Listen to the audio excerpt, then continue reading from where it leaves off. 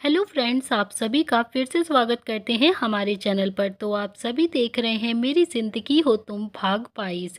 इससे पहले इस कहानी के 21 भाग अपलोड हो चुके हैं चैनल पर। प्लीज़ आप सभी लोग वो भाग ज़रूर पढ़ लीजिएगा। तो आप सब ने अब तक पढ़ा था।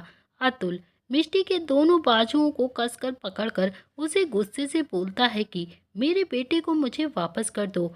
मगर मिष्टी जो अपने कदम पीछे लेते हुए थोड़ा घबराते हुए प्रिंस को अपने साथ ले जाने लगती है, मगर अतुल बोलता है कि प्रिंस मेरा बेटा है, तुम मुझे उससे दूर नहीं कर सकती हो और ना ही मैं उसे अब अपने से दूर रखने दूंगा तुम्हें। अब देखते हैं आगे। अतुल की ये बात सुनते ही मिष्टी एक पल के लिए शॉक हो गई और वो अपनी जगह ही खड़ी रह गई। तो वहीं गुस्से के साथ अतुल प्रिंस को देखकर बोलता है कि तुमने ऐसा बहुत कुछ किया है जिसकी वजह से हमारे बीच अब कुछ भी ठीक नहीं हो सकता है, लेकिन तुम अपनी उस गलती पर रिग्रेट करने की बजाय उल्टा मुझे ही आकर दिखा रही हो। कैसी औरत हो तुम। ये सही नहीं है। ये जो भी तुम कर रही हो बहुत ही गलत है और जितनी जल्दी हो सके तुम इसे बता दो कि मैं इसका बाप हूँ और आगे चलकर इसे मेरे पास ही आना होगा। इसी में तुम्हारी भलाई है, वरना अगर मैं अपनी पर आया ना तो तुम जानती हो मैं एक मिनट भी अपने बेटे को तुम्हारे पास नहीं रहने दूंगा। ये सुनते ही मिष्टी गुस्से से बोली, मिस्टर अग्निहोत्री, ऐसा क्या किया है मैंने? बताइए मुझे, मैंने क्या किया है? जहाँ तक कि मुझे याद है, मुझे पता है कि मैंने आज तक आपके साथ कुछ भी गलत नहीं किया है, बल्कि अगर गलत हुआ भी है तो सिर्फ और सिर्फ मेरे साथ हुआ है, क्योंकि आपने किया है। आप भी अच्छी तरीके से जानते हैं आपने मुझे धोखा दिया है, आपने मुझे प्यार के झूठे जाल में फंसाया था और फिर आखिरी में उसी वक्त पर आपने मुझे मजबूर किया था ये कदम उठाने पर। और अब आप ही मुझे ऐसे इल्ज़ाम लगा रहे हैं। शर्म नहीं आती आपको? आखिर किस हक से और किस मुंह से आप मुझे ये बात कह रहे हैं? तभी ये सुनकर अतुल गुस्से के साथ बोला, मैंने तुमसे पहले ही कहा था ना कि वो तुम्हारी गलत फहमी थी। अब इसे मानो या ना मानो वो तुम्हारे ऊपर है और वो गलत फहमी बहुत ही जल्द मैं दूर कर दूंगा। लेकिन उसके बाद मैं तुमसे एक बात का जवाब जरूर मांगूंगा, जिसे तुम्हें देना ही होगा। ये सुनकर मिष्टी को कुछ भी समझ में नहीं आया और फिर उसने गुस्से से ना समझी में कहा, कौन सी बात और किस चीज़ का जवाब चाहिए आपको मुझसे? जो भी जवाब चाहिए आप अभी के अभी पूछिए, क्योंकि मैं हर रोज़ आपसे नहीं मिलने वाली। मैं आज ही आपको सारे सवालों के जवाब दे दूंगी। अतुल प्रिंस को ध्यान से देखने लगा और उसे देखकर मुस्कुराकर बोला, फिलहाल के लिए इस वक्त हमारा बेटा हमारे सामने है। हमें ऐसी बातें नहीं करनी चाहिए उसके सामने, वरना शायद फ्यूचर में उस पर भी इसी चीज़ का गलत इफेक्ट पड़ेगा। ये सुनकर मिष्टी अब एक मिनट के लिए चुप हो गई और वहीं प्रिंस जो इधर उधर देख रहा था वो उसे देखने लगी। प्रिंस अभी भी न समझी में बस टुकुर टुकुर उन दोनों ही को देखे जा रहा था और फिर आखिरी में मिष्टी गुस्से से बोली, ओके, मुझे भी अब इस बात को जानने के लिए इंतज़ार रहेगा और उसका जवाब देने के लिए भी। एक बार मैं आपसे ज़रूर मिल लूँगी।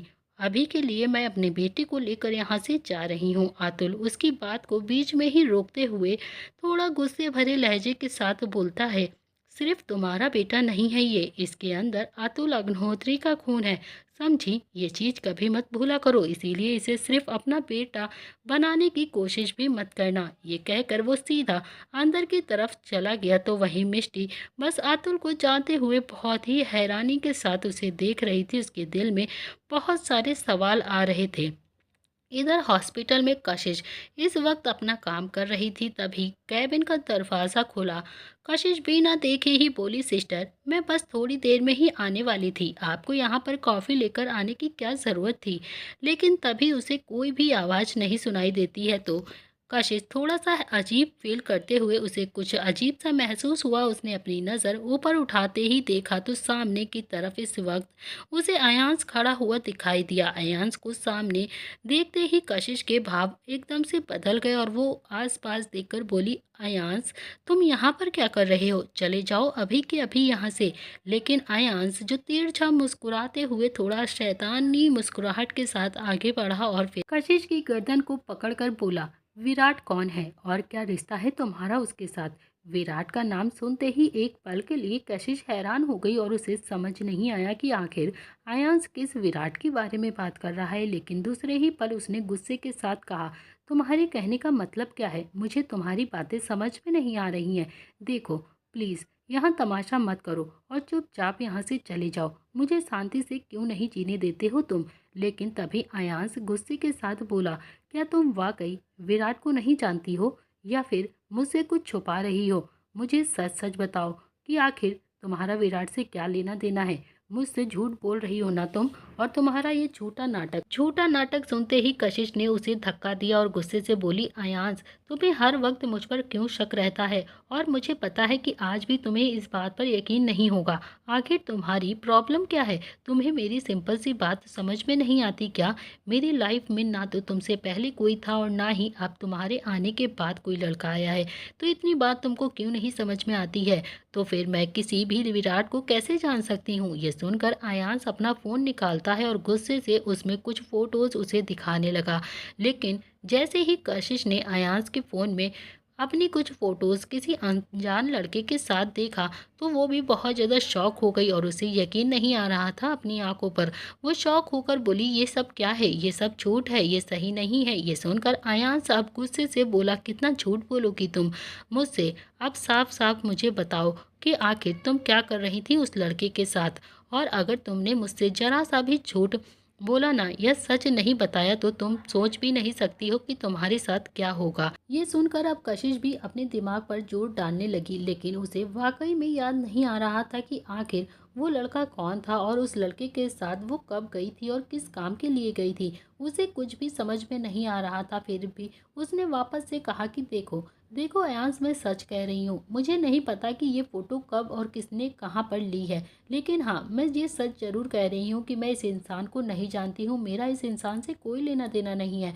अयांश, प्लीज़ मुझे परेशान करना बंद कर दो और प्लीज़ चले जाओ यहाँ से। ये कहकर वो उसे कैबिन से बाहर की तरफ धक्का देने लगी, लेकिन तभी अयांश उसने गुस्से के साथ कैबिन के दरवाजे को अंदर से बंद कर लिया। और ये देखते ही कशिश की आंखें हैरानी से बड़ी हो गईं और वो काफ़ी ज़्यादा गुस्से में थोड़ा हकलाते हुए बोली, अयांश, मेरे पास भी मत आना। देखो तुमने ऑलरेडी बहुत ही मनमानी कर लिया है मेरे साथ। प्लीज़ अब अगर तुमने मेरे पास आने की कोशिश भी की या मेरे साथ कोई भी ज़बरदस्ती की ना, तो मुझसे बुरा कोई नहीं होगा। ये हॉस्पिटल है और यहाँ पर सब कोई है। मैं सबको चिल्ला चिल्ला कर यहाँ पर बुला लूँगी। ये तुम्हारा कोई घर नहीं है और ना ही कोई होटल या कॉटेज है तुम्हारा जहाँ तुम अपनी मनमानी का करोगे। लेकिन तभी अयांश शैतानी मुस्कुराहट के साथ उसके करीब आया और उसके होठों को देखकर बोला, यू नो वॉट, मुझे तुम्हारे उन होठों को चूमना है और क्या तुम इसके लिए मुझे इजाज़त दोगी? ये सुनते ही कशिश की आंखें हैरानी से बड़ी हो गईं और वो अभी कुछ और रिएक्ट कर पाती उससे पहले ही अयांश उसके होठों को अपने होठों में ज़बरदस्ती ले लेता है और फिर गुस्से से उसे किस करने लगता है। कशिश बहुत ही ज़्यादा कसमसाती है उसकी बाहों में, मगर अयांश उसे छोड़ता ही नहीं है। वो और कस के उसे अपनी बाहों में भर लेता है और उसे फोर्सफुली किस करने लगता है और कुछ भी नहीं कर पाती है कशिश। इधर दूसरी तरफ रात का वक्त हो चला था। इस वक्त मिष्टी जो सोफे पर बैठी हुई अपने लैपटॉप में कुछ काम कर रही थी, लेकिन उसके दिमाग में रह रह कर अतुल की ही कही हुई सारी बातें आज की चल रही थी। वो आखिर में बहुत ही ज़्यादा इरिटेट हो जाती है, फ्रस्ट्रेट हो जाती है और फिर बोलती है कि ये मैं क्या सोच रही हूँ, वो भी मिस्टर अग्निहोत्री के बारे में। मुझे उनके बारे में बिल्कुल भी नहीं सोचना चाहिए और मैं इतना ज़्यादा डर क्यों रही हूँ उनसे। वो मेरे बेटे को मुझसे नहीं छीनेंगे क्योंकि उसे मैंने 9 महीने अपने पेट में रखा है और कितनी मुसीबत में रहकर मैंने उसे पैदा किया है। उस पर सबसे ज़्यादा हक अगर किसी का है तो वो मेरा है, ना कि मिस्टर अग्निहोत्री का। आज एक दिन के मिलने से वो उनका बेटा नहीं हो जाएगा। मैंने उसके पीछे बहुत ही सारी मुसीबतें को झेला है। मैं उसे इतनी आसानी से अपने आप से दूर नहीं जाने दूंगी, फिर चाहे कोई भी कुछ कहे। ये कहकर उसकी आंखें नम हो गईं और फिर तभी वो अपने लैपटॉप में कुछ करती उससे पहले ही डोर बेल बजने की आवाज़ से उसने खुद को शांत किया और अपने आप को संभालते हुए अपने आंसुओं को साफ किया और कहा, शायद माँ ही आ गई है। मैं कब से उसका ही इंतज़ार कर रही थी क्योंकि कल हमें हॉस्पिटल भी तो जाना है और जब तक मेरे पास पुराने रिकॉर्ड्स की फाइल नहीं होगी या कोई भी सबूत नहीं आएंगे तब तक हम प्रोसीजर आगे नहीं बढ़ाएंगे। ये सब सोचते हुए वो गेट के पास गई। उसने दरवाज़ा खोला तो सामने माही खड़ी हुई थी। माही को देखकर मिष्टी के चेहरे पर थोड़ी सी मुस्कुराहट आ गई और वो मुस्कुरा कर बोली, माही तुमने काफ़ी लेट कर दिया है आने में। मुझे लग रहा था कि तुम जल्दी आ जाओगी। माही अभी बस खामोशी से ही खड़ी हुई थी और वो मिष्टी को ही देखे जा रही थी। मिष्टी को कुछ भी समझ में नहीं आया था कि आखिर वो ऐसे रिएक्ट क्यों कर रही है। उसने फिर से कहा, माही क्या हुआ है तुम्हें, अंदर आओ। और वैसे भी तुम्हारी हालत देखकर ऐसा लग रहा है कि जैसे तुम कहीं से लड़ाई करके ज़रूर आई हो। तुम्हारे चेहरे पर कितना ज़्यादा पसीना आ रहा है और वैसे भी तुम्हारी आंखें भी कुछ लाल लाल दिखाई दे रही हैं। चलो अंदर चलो, कहीं ऐसा तो नहीं है कि तुम बारिश में भीग कर आई हो। जल्दी आओ, अंदर आओ, मैं तुम्हारे लिए अदरक वाली चाय बनाती हूँ, तुम्हें पसंद भी है ना, जिससे तुम्हारी तबीयत एकदम से सही हो जाएगी। ये कहकर वो अंदर जाने लगी, लेकिन तभी अचानक से माही ने मिष्टी के हाथ को कसकर पकड़ लिया। मिष्टी को कुछ भी समझ में नहीं आया और वो अपनी जगह पे ही खड़ी हो गई और थोड़ा हैरानी के साथ बोली, व्हाट हैपेंड माही, क्या हुआ है?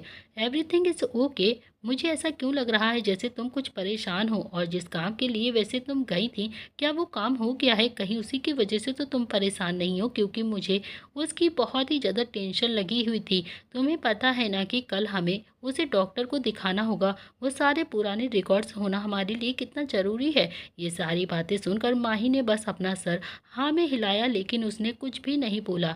ये देखकर अब मिष्टी ने कहा, देखो इस तरह से मुझे परेशान करना बंद करो माही, प्लीज़। तुम और प्रिंस दोनों ही एक जैसे ही हो, दोनों ही मुझे बहुत ज़्यादा परेशान करते रहते हो। मुझे अपना ऑफिस का काम भी करना है। प्लीज़ अब जल्दी से अंदर आओ और चाय पीकर मुझे सारी बातें बताओ कि आखिर वो हॉस्पिटल में हुआ क्या है। ये कहकर वो अपना हाथ छुड़ाकर वहाँ से जाने लगी, लेकिन इस वक्त माही ने मिष्टी के हाथ को वापस से पकड़ लिया और बोली, दी एक बात मुझे सच सच बताइएगा। ये सुनकर मिष्टी बोलती है, तुम किस बात के बारे में बात कर रही हो? मैं तुम्हारी बात नहीं समझी हूँ। इसके जवाब में माही ने अब गुस्से के साथ कहा, दी अभी मैं आपसे जो भी कुछ पूछने जा रही हूँ, प्लीज़ उस बात को अच्छे से सुनिएगा और फिर जवाब दीजिएगा प्लीज़, क्योंकि ऑलरेडी बहुत कुछ हो चुका है जो कि हम बिल्कुल भी अब सही नहीं कर सकते हैं। और अब मैं सारा का सारा सच जानना चाहती हूँ और वो सारा सच सिर्फ और सिर्फ आप ही बता सकती हैं। मिष्टी को अब बहुत ही ज़्यादा घबराहट होने लगी थी। वो अपने मन में सोचने लगी थी कि आखिर ऐसा क्या हो गया है जिससे माही ऐसे रिएक्ट कर रही है। उसने कहा, माही क्या हुआ है तुम्हें, प्लीज़ साफ साफ बताओ ना। देखो पहले ही आज जो कुछ भी हुआ है उसकी वजह से मैं बहुत ही ज़्यादा परेशान हूँ, और ऊपर से तुम्हारी ऐसी बातें मुझे और भी ज़्यादा परेशान कर रही हैं। तभी माही ने ये सुनकर कहा, क्या हुआ है आज दी? ये सुनकर मिष्टी ने थोड़ा सा अपनी नज़रें चुराते हुए कहा, वो एक्चुअली आज जब मैं प्रिंस को लेकर हॉस्पिटल गई थी ना, तो वहाँ पर मुझसे मिस्टर अग्निहोत्री मिले थे। मेरी मुलाकात उनसे हुई थी और मिस्टर अग्निहोत्री को प्रिंस के बारे में भी सब कुछ पता चल गया है। जैसे ही माही ने ये सुना, एक पल के लिए वो बहुत ही ज़्यादा हैरान हो गई और फिर उसने हैरानी के साथ कहा, व्हाट, क्या आप सच कह रही हो दी? क्या वाकई उन्हें अपने बेटे के बारे में सब कुछ सच पता चल चुका है? उसके जवाब में उसका बेटा सुनकर मिष्टी ने गुस्से के साथ कहा, माही मैंने तुमसे पहले भी कहा था ना कि वो सिर्फ और सिर्फ मेरा बेटा है। तुम क्यों बार बार उन्हें इस तरह से बोलती रहती हो? वो उनका बेटा नहीं है। यह सुनकर माही ने गहरी सांस लेकर कहा, ओके ओके, मुझे पता है कि आपको ये बिल्कुल भी पसंद नहीं है कि मैं उनका बेटा प्रिंस को बोलूं, लेकिन सच्चाई तो यही है ना दी, वो उनका ही बेटा है। और सोसाइटी में भी जब भी उसका नाम किसी से जोड़ा जाएगा तो वो उनके नाम से ही जाना जाएगा। लेकिन अभी के लिए मुझे बस इतना बताइए कि क्या किया है मिस्टर अग्निहोत्री ने हमारे प्रिंस के साथ? कहीं ऐसा तो नहीं है कि उसने कुछ बदतमीज़ी की हो या फिर आपके साथ कुछ ज़बरदस्ती करने की कोशिश की हो? आप ठीक है ना? ये कहकर वो जल्दबाजी के साथ माही मिष्टी को ऊपर से नीचे तक देखने लगी। तभी मिष्टी उसकी सारी बातें ध्यान से सुनकर अपना सर नाम में हिलाते हुए बोली, नहीं ऐसा कुछ भी नहीं है, मैं बिल्कुल ठीक हूँ, उन्होंने मेरे साथ कुछ भी नहीं किया है। तुम्हें मेरी फिक्र करने की ज़रूरत नहीं है, बल्कि मुझे टेंशन तो इस बात की हो रही है क्योंकि मिस्टर अग्निहोत्री ने कहा है कि वो बहुत ही जल्द मेरे बेटे को मुझसे ले लेंगे, मुझसे छीन लेंगे वो, और मुझे यही बात सोच सोच कर बहुत ही ज़्यादा डर महसूस हो रहा है। माही ने गुस्से के साथ कहा, दी वो अतुल अग्निहोत्री हमारा कुछ भी नहीं कर पाएगा। आपको डरने की कोई ज़रूरत नहीं है, आपको परेशान होने की भी कोई ज़रूरत नहीं है। लेकिन तभी माही ने कुछ सोच कर कहा, लेकिन दी प्लीज़ मुझे पहले आप 5 साल पहले जो कुछ भी हुआ था उसके बारे में सच सच बताइए। 5 साल पहले की बात सुनकर अचानक से मिष्टी का दिमाग घूम गया और वो उससे अलग हुई और नासमझी में बोली, तुम ये सब कुछ क्या पूछ रही हो मुझसे माही? क्या तुम्हें अंदाजा भी है ऐसा क्या हुआ था 5 साल पहले? वैसे भी मैंने तुमसे सब कुछ बताया हुआ है, मैंने कोई भी चीज़ तुमसे छुपाई नहीं है। ये सुनकर माही ने अपना सर ना में हिलाकर कहा, नहीं नहीं दी, एक बहुत ही बड़ा सच है जो आपने मुझे नहीं बताया है, और बस मैं आपसे वही सच जानना चाहती हूँ कि आखिर आपने उसे मुझसे क्यों छुपाया, क्यों नहीं बताया आपने? क्या मजबूरी थी आपकी?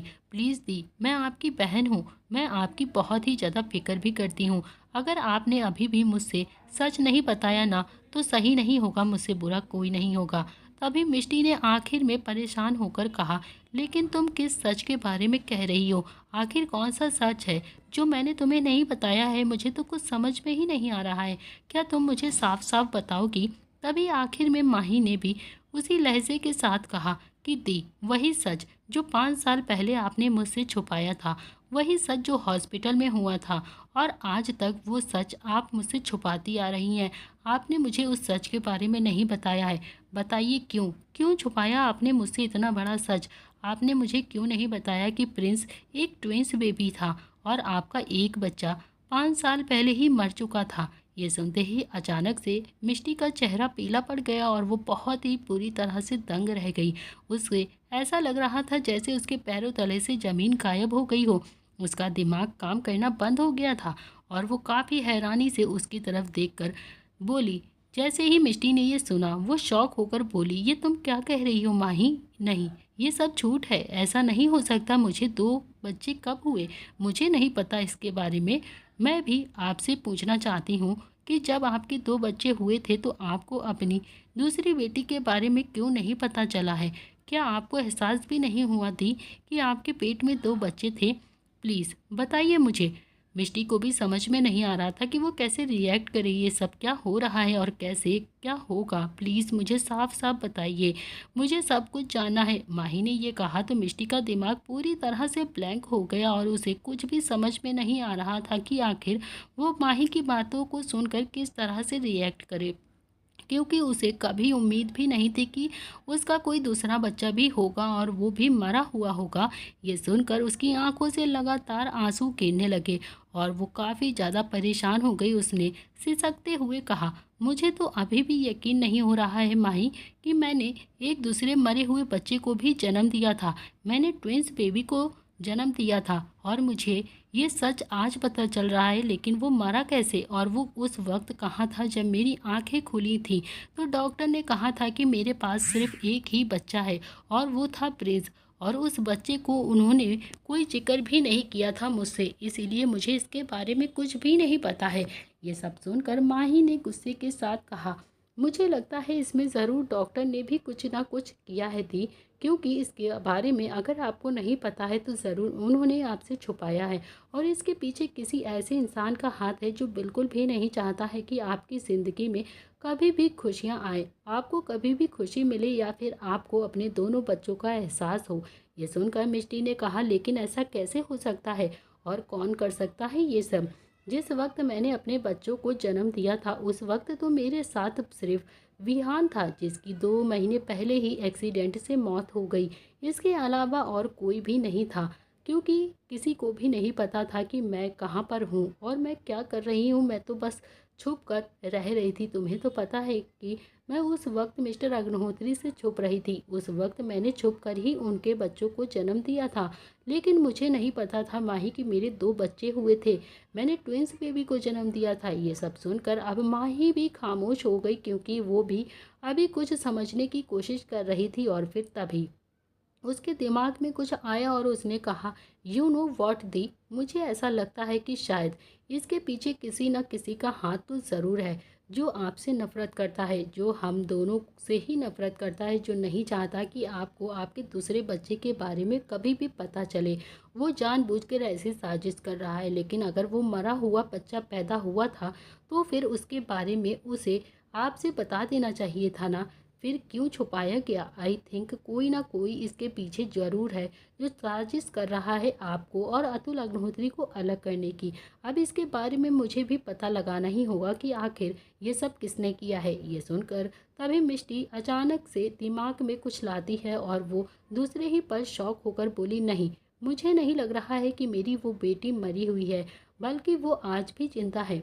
जैसे ही मिष्टी ने ये कहा तो माँ ही हैरान हो गई और फिर हैरानी से बोली, व्हाट, ये आप क्या कह रही हैं दी?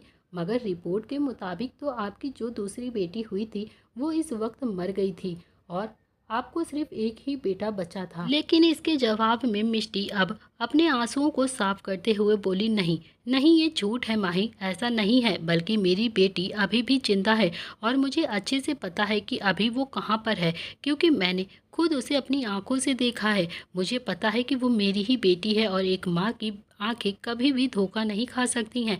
हालांकि उस वक्त जब मैंने पहली बार उसे देखा था मुझे यकीन नहीं हुआ था अपनी आंखों पर, लेकिन हाँ, जिस तरह से मेरा दिल उसे देखकर बेचैन हुआ था उस तरह से बस एक माँ का ही दिल कभी बेचैन हो सकता है जब वो अपने बच्चों से इतने वक्त बाद मिले। बस मेरा दिल उसी तरह से बेचैन हुआ था। तो माही को मिष्टी की ये बातें बिल्कुल भी समझ में नहीं आ रही थी और वो थोड़ा नासमझी में बोली, दी, आप ये सब क्या कह रही हैं? मुझे तो कुछ भी समझ में नहीं आ रहा है। आखिर आप ऐसे कैसे किसी की भी बेटी को अपनी बेटी मान सकती हैं? प्लीज़ मुझे साफ साफ बताइए। इसके जवाब में मिष्टी ने भी अब गहरी सांस लेकर कहा, शायद तुम्हें याद होगा कि प्रिंस जब भी अपनी एक बेस्ट फ्रेंड के बारे में बताता था, जिसके बारे में वो अक्सर कहता था कि वो दोनों ही सेम दिखते हैं और उसकी बेस्ट फ्रेंड की आंखें, उन दोनों की आंखें बिल्कुल सेम है और उस लड़की की माँ भी नहीं है। ये सब सुनकर माही के दिमाग में भी अब वो सारी बातें घूमने लगी जब प्रिंस ये सारी चीज़ें घर में कहा करता था और उसने भी हैरानी से कहा, हाँ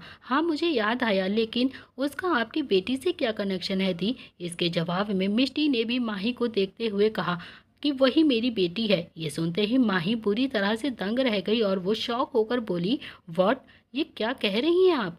ऐसा नहीं हो सकता। Are you serious? आपको गलत फहमी हुई होगी दी, वो आपकी बेटी नहीं हो सकती। तभी मिष्टी प्रिंस के कमरे की तरफ बढ़ते हुए बोली, नहीं, मैं बिल्कुल सीरियस हूँ। मुझे यकीन है कि वो मेरी ही बेटी है और मैं इस बात को बिल्कुल भी छुटा नहीं सकती, क्योंकि मैं जब प्रिंस और उस लड़की को एक साथ आते हुए देखा था तो मुझे ऐसा लग रहा था जैसे वो दोनों ही जुड़वा हों और वो दोनों ही मेरे ही बच्चे हों। मुझे ऐसा लग रहा था जैसे मेरी बेटी ही है वो, क्योंकि उसकी आंखें सारी चीज़ें बयां कर रही थी। और अब जब मुझे पता चल चुका है कि मेरी एक बेटी थी जो मर चुकी थी, लेकिन मैं इसे नहीं मानती। अब मुझे यकीन हो चुका है कि वो मेरी ही बेटी है और मेरी बेटी मरी नहीं है, वो जिंदा है। लेकिन तभी माही ने कहा, लेकिन उसकी फैमिली और उसके गार्डियंस जब आपकी ये सारी बातें सुनेंगे तो कैसे रिएक्ट करेंगे? क्या आपने ये सोचा है कभी? बेशक से उसकी माँ नहीं है मगर दी, लेकिन दुनिया में बहुत सारे ऐसे बच्चे हैं, बहुत सारे बच्चों की माँ नहीं होती हैं। तो क्या वो सारे बच्चे हमारे हो जाएंगे? और आप सिर्फ इस बात को लेकर कैसे किसी पर दावा कर सकती हैं कि वो आपकी बेटी है? मुझे लगता है कि आपको एक बार से फिर से सोच लेना चाहिए दी। मिष्टी ने कहा, नहीं, मैंने सोच लिया है और अच्छे से सब कुछ समझ लिया है।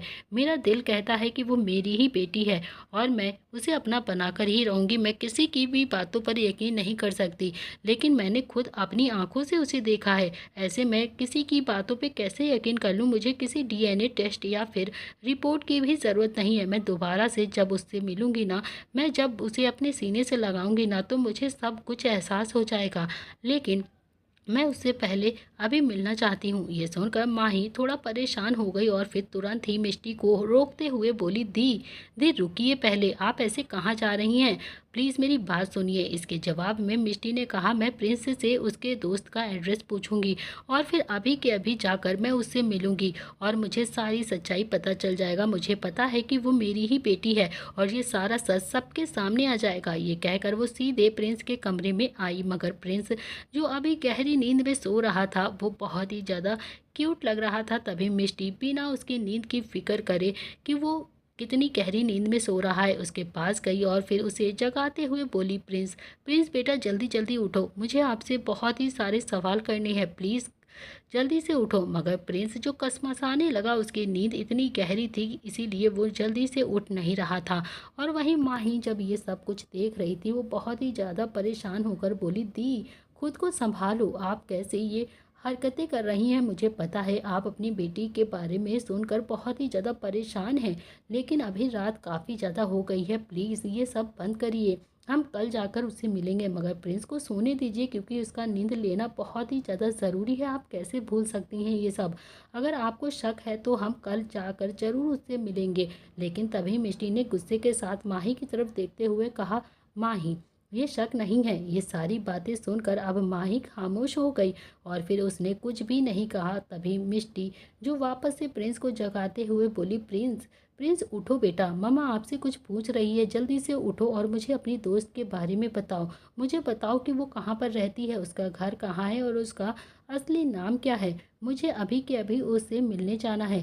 प्रिंस के कान में जब अपने दोस्त का जिक्र गया, उससे मिलने की बात उसने सब सुनी, तो उसका अचानक से नींद से ध्यान हटा और उसकी नींद धीरे धीरे खुलने लगी। तो वही माही अभी भी खामोशी से बस उसे ही देखे जा रही थी और फिर तभी प्रिंस की आंखें पूरी तरह से खुल गई और वो जाग कर उठकर बैठ गया। वो अपनी आंखें खुलते ही अपनी आंखों को रब करते हुए बोला, मम्मा, मम्मा क्या हुआ, आप इतना ज़्यादा परेशान क्यों हैं? इसके जवाब में मिष्टी ने थोड़ा सा उसने हड़बड़ी के साथ कहा, बेटा अभी सवाल जवाब करने का वक्त नहीं है, बस मुझे जल्दी से अपनी फ्रेंड का एड्रेस बताओ, मुझे उससे मिलने जाना है। लेकिन तभी प्रिंस ने अपने स्कूल बैग की तरफ जाते हुए उसे ओपन किया, मगर मिष्टी को ये सब समझ में नहीं आ रहा था। तभी उसने उसमें से एक नोटबुक निकाली और वो नोटबुक लेकर सीधा मिष्टी के पास गया। मिष्टी नोटबुक को देखकर ना समझी में बोली, इस नोटबुक में क्या है? मुझे ये सब नहीं चाहिए, प्लीज़ मुझे जल्दी से एड्रेस बताओ। इसके जवाब में प्रिंस ने थोड़ा मासूमियत के साथ कहा, मम्मा, मेरी दोस्त ने इसमें अपना घर का एड्रेस लिखा था। उसने कहा था कि जब भी मुझे उससे मिलना होगा तब मैं यहाँ पर आ जाऊँगा। आप इसमें ही देख लीजिए, उसका ज़रूर एड्रेस लिखा होगा। मैंने भी अपने घर का एड्रेस उसकी नोटबुक में लिख दिया था।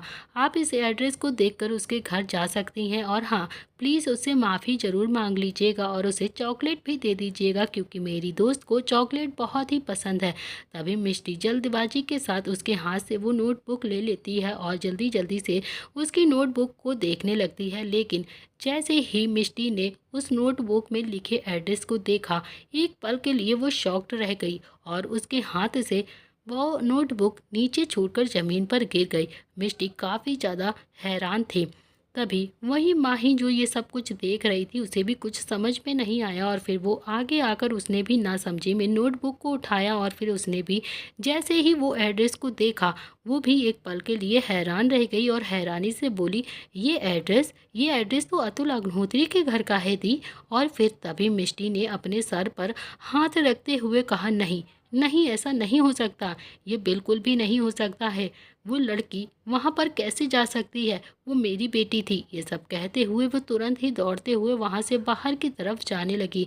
तो वहीं माही भी तुरंत उस नोटबुक को वहीं पर छोड़ देती है और फिर जल्दबाजी के साथ मिष्टी के पीछे पीछे जाते हुए बोली, रुकिए रुकिए दी, मेरी बात तो सुनिए, पहले शांत हो जाइए, हम शांति से बैठकर बात करते हैं, ऐसे आप कहाँ जा रही हैं दौड़ती हुई? तभी प्रिंस ने उन दोनों को इस तरह से जाते हुए देखा तो उसका मुंह फूला हुआ था, जो और भी ज़्यादा फुला कर बोला, मम्मा, मम्मा को क्या हुआ है? उन्होंने तो एड्रेस भी ठीक से नहीं देखा है और फिर वो ऐसे क्यों यहाँ से चली गई? ये कहकर उसने उस नोटबुक को वापस से अपने बैग में रख लिया। मगर इधर मिष्टी जो डायरेक्ट ही बाहर की तरफ जा रही थी, तभी माही ने उसे कसकर पकड़ते हुए कहा, ये क्या हो गया है दी, आपको होश में आइए, आप क्यों ऐसे पागलों की तरह बिहेव कर रही हैं? आजकल आपको क्या होता जा रहा है? मुझे तो यकीन ही नहीं हो रहा है, जो आप इतना ज़्यादा स्ट्रांग बताती थी खुद को, अब आप इतना कमज़ोर कैसे हैं? मुझे पता है कि आपको अपनी बेटी से मिलना है, लेकिन ये सही टाइम नहीं है। तभी मिष्टी ने रोते हुए कहा, सब कुछ गलत हो गया है माही, सब कुछ बेकार हो गया है। अब मैं क्या करूं? मैंने ऐसा कभी नहीं सोचा था कि मेरे साथ ऐसा कुछ भी हो सकता है। तुम्हें तो पता है ना कि अतुल अग्निहोत्री के घर में मेरी बेटी है, तो इसका मतलब तुम अच्छे से जानती हो। मिष्टी की ये बात सुनकर माही ने कुछ सोचकर कहा, हाँ हाँ, मैं सब कुछ जानती हूँ दी। देखिए, मैं आपकी बातें अच्छे से समझ रही हूँ, लेकिन पता नहीं क्यों मुझे तो अभी भी इस बात पर यकीन नहीं हो रहा है कि वो आपकी ही बेटी है। लेकिन अभी जब मैंने उस एड्रेस को देखा ना, तो मुझे पता नहीं क्यों थोड़ा थोड़ा शक हो रहा है कि शायद वो हमारी ही बेटी है। मिष्टी ने अपने आंसुओं को साफ करते हुए कहा। अब ये शक तब तक यकीन में नहीं बदलेगा जब तक अतुल अग्निहोत्री के घर पर हम नहीं जाएंगे। आज मैं अपनी बेटी को अपने आंखों के सामने देखकर ही रहूंगी। मैं उसे आज अपने सीने से ज़रूर लगाऊंगी। मुझे कोई भी नहीं रोक सकता है क्योंकि वो मेरी ही बेटी है और मैं उसे किसी भी कीमत पर अपने पास लेकर ही रहूंगी। ये कहकर वो फिर से बाहर की तरफ जाने को ही, लेकिन तभी फिर से माही ने उसे पकड़ते हुए कहा, दी पहले आप मेरी बात अच्छे से सुनिए। जो मैं आपको बोल रही हूँ पहले आप वो सुनिए। आपको इस तरह से जल्दबाजी नहीं करनी चाहिए। आपको ये सब कुछ जितना आसान लग रहा है उतना आसान नहीं है। आप खुद सोचिए कि अगर 5 साल पहले आपने 2 जुड़वा बच्चों को जन्म दिया था, जिसमें से एक बच्चा आपके पास है और दूसरे बच्चे के बारे में आपको आज तक पता नहीं चला, आखिर ऐसा क्यों हुआ है? अगर मैं आज जयपुर नहीं गई होती ना, तो आपको कभी भी ना पता चलता कि आपका दूसरा बच्चा भी है। आपने ट्विंस बेबी को जन्म दिया था। क्या आज तक आपको इस सच के बारे में पता चला? नहीं ना, तो फिर ज़रूर इसके पीछे ज़रूर कोई बड़ी वजह है। और सबसे बड़ी बात तो ये है कि आपका दूसरा बच्चा आज भी जिंदा है और वो अतुल अग्निहोत्री के पास है। और आपको पता है कि अगर वो बच्चा अतुल अग्निहोत्री के पास है तो वो कभी भी आपको वो उससे नहीं मिलने देगा। वो कभी भी आपको नहीं मिल सकता है, क्योंकि अगर उसे मिलना होता तो वो 5 साल पहले ही वो आपको मिल चुका होता। पहले आपको सब कुछ अच्छे से सोचना होगा, समझना होगा कि ऐसा क्यों हुआ, आखिर किसने किया है और 5 साल पहले किसकी वजह से आपकी बेटी आपसे दूर हुई है और किस तरह से आपको उसके बारे में पता चला है और किस तरह से वो अतुल अग्निहोत्री के पास पहुंची है। जब हम ये सारी चीज़ों का पता लगा लेंगे तब हमें अतुल अग्निहोत्री के घर जाना चाहिए। अभी हमें उसके घर जाकर कोई भी चीज़ें करेंगे ना तो वो हमें उल्टा ही फंसा देगा, क्योंकि अगर हम उसके घर बिना किसी सबूत के गए ना तो बहुत ही प्रॉब्लम हो सकती है। ये सारी बातें सुनकर मिष्टी भी अब थोड़ा लाचार होकर वहीं ज़मीन पर बैठ गई और बस उसकी आंखों से लगातार आंसू निकल रहे थे। मिष्टी खुद को इस तरह से टूटा हुआ महसूस कर रही थी जैसे उसका जिंदगी में अब कुछ भी बचा ही नहीं हो। वो काफ़ी ज़्यादा रो रही थी। उसे इस तरह से रोता हुआ देखकर माही ने भी उसे हक कर लिया और बोली, दी दी प्लीज़ शांत हो जाइए। आपको इतना ज़्यादा रोता हुआ देखकर मुझे बहुत ही ज़्यादा तकलीफ़ हो रही है। मुझे बिल्कुल भी अच्छा नहीं लग रहा है कि आप इस तरह से रो रही हैं। मैं जानती हूँ कि आपको काफ़ी ज़्यादा तकलीफ़ हो रही है आज इस सच को जानकर, मगर हम कुछ भी नहीं कर सकते। तभी मिष्टी रोते हुए बोली, मेरी किस्मत इतनी बुरी क्यों है माही? मैं अपनी ही बेटी से पूरे 5 साल तक दूर रही हूँ। अब जब मुझे उसकी सच्चाई के बारे में पता चला है तो भी मैं उससे मिलने नहीं जा पा रही हूँ। मैं क्या करूँ? मेरी किस्मत इतनी ज़्यादा बुरी कैसे लिख सकता है ऊपर वाला? और तो और मैं उससे मिल भी नहीं सकती हूँ। मिष्टी ये सब कहते हुए बहुत ही ज़्यादा रोने लगी। माही अभी कुछ भी नहीं देख पा रही थी, उसे भी बहुत तकलीफ हो रही थी और फिर उसने आखिरी में गहरी सांस लेकर कहा, ठीक है दी, अगर आप ऐसा चाहती हैं तो हम अभी के अभी अतुल अग्निहोत्री के घर जाएंगे और आपकी बेटी को वापस लेकर आएंगे, क्योंकि बहुत हो गया है अब ये छुपना छुपाना। अब जो कुछ भी होगा आमने सामने होगा।